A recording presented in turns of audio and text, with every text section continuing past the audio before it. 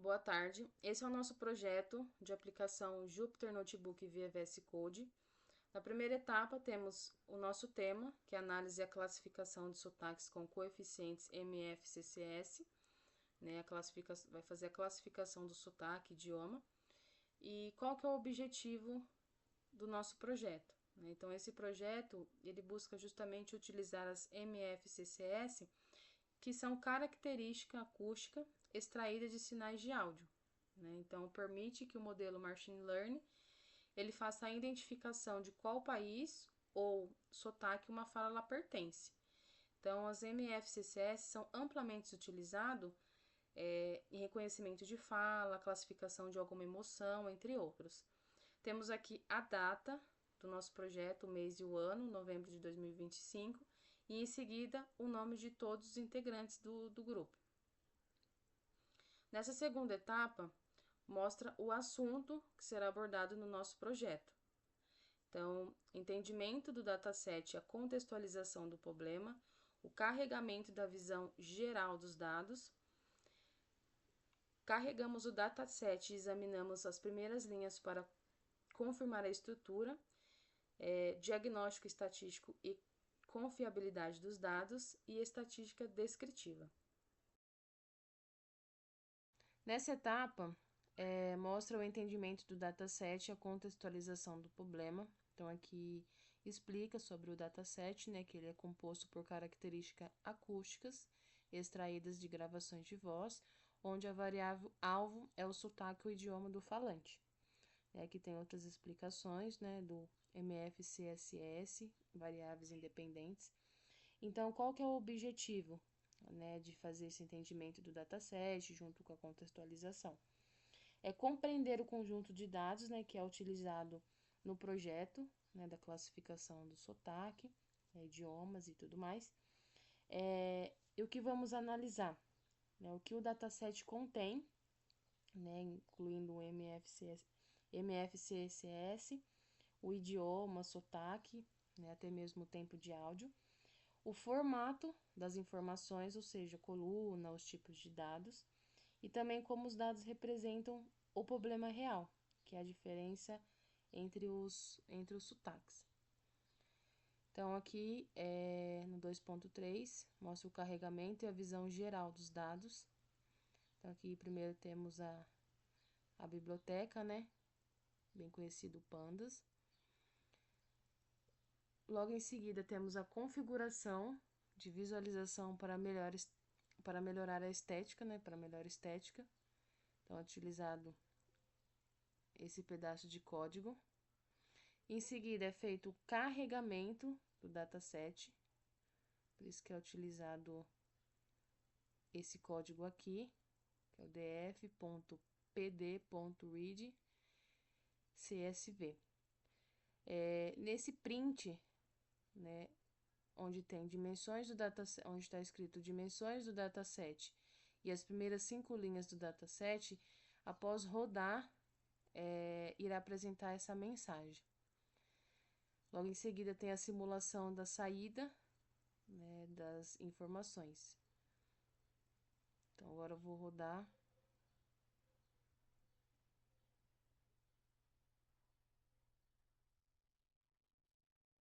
Ó, deu certo. Então, aqui, ó, dimensões do dataset, que é essa mensagem que aparece aqui em cima, mais a tabela. Então, primeiro 5 linhas do dataset, que também tem a mensagem, primeiro 5 linhas do dataset. E ele vai fazer a simulação da saída, né? Como tem x1, x2, x3, x4 e as informações. Nessa outra etapa, ela mostra estatísticas descritivas, né, onde calcula a estatística básica, né, faz a remoção da coluna. Então, é utilizado esse código aqui. Depois vai fazer o cálculo, né, do erro padrão da média, exibindo o resultado-chave, né, que é os resultados da média, mediana, desvio padrão e o erro padrão.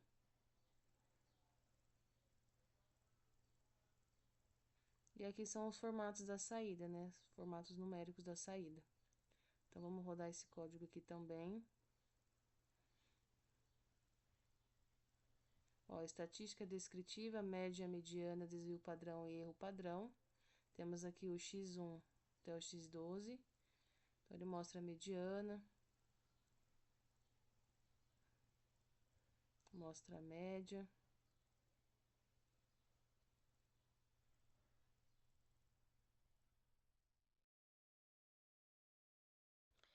Bom, agora nessa etapa, será feita a contagem de instância por sotaque, tá?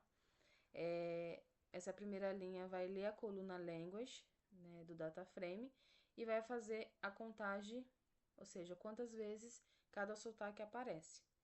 Tá? O PLN, ele cria uma figura para o gráfico de barra. Né? O SNS, qual que vai ser a principal função dele, né? O X, o nome do sotaque. O Y, a quantidade de instância por sotaque. Esse outro pedaço de código, ele usa uma cor diferente para cada sotaque. Esse outro pedaço também, ele define quais cores, né, quais estilos de cores. E por último, ele remove a legenda, né, que o eixo X já tenha identificado algum tipo de sotaque, justamente para não duplicar. E os demais códigos, mais configuração de título e rótulos, tá?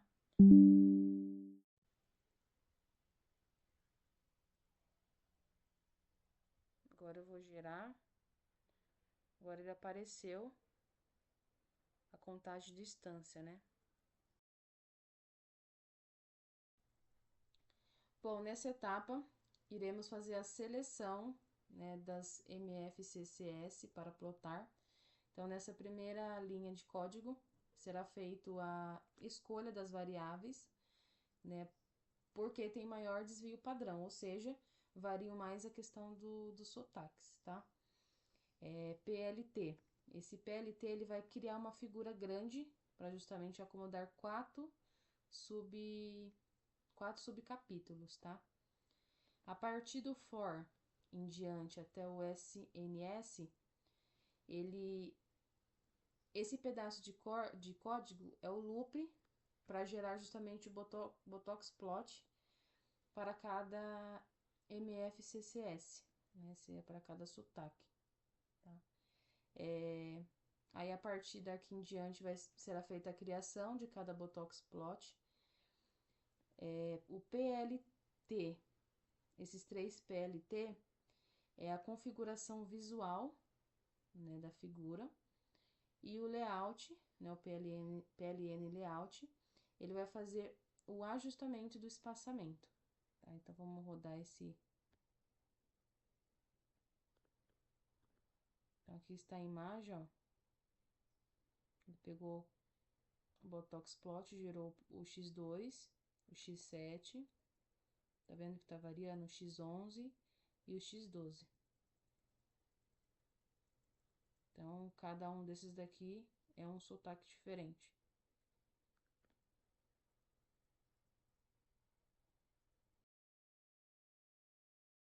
Nessa etapa, mostra a codificação da variável alvo, nesse primeiro código, aonde será convertido cada sotaque, ou seja, cada categoria em números inteiros. De BR passa a ser 0, o US passa a ser 1 e o K passa a ser 2. Justamente porque o algoritmo do Machine Learning, ele trabalha somente com valores numéricos. 2. Separação de X e Y. Então, X vai ficar apenas com as MFCCS. O Y, ele vai receber, esse Y ele vai receber os números codificados, né, de cada sotaque. E o labels, ele guarda os nomes original de cada sotaque também. O 3, a padronização dos MFCCS, que é do sotaque, tá? Onde vai converter todos os sotaques, né, para média igual a 0 ou desvio padrão igual a 1. isso evita que o sotaque com valores maiores, eles chegam dominando os menores. Então, essa padronização vai evitar essa parte.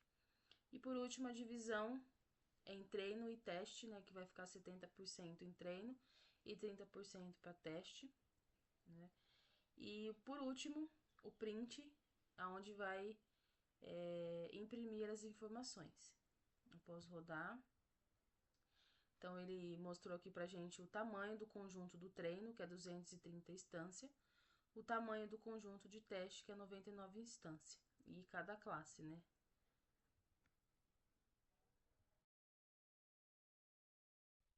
Bom, agora vai fazer a inicialização do modelo KNN, onde vai ser criado um classificador, esse KNagbirds, é o classificador. O treinamento do modelo. Então, o modelo ele aprende o padrão dos dados de treino, né, de MFCCS para sotaque. A predição do conjunto de teste, né, o modelo prediz o sotaque de cada amostra, né, do conjunto de teste, usando os vizinhos mais próximos, né? E a avaliação de desempenho, onde vai calcular a acurácia, que é a proporção de previsão corretas. E o print vai mostrar as informações assim que rodar. Então, temos aqui a acurácia do modelo que foi gerado, que é 0.7071, o relatório de classificação, que é a performance, e ele gerou esses dados: a precisão, suporte, acurácia.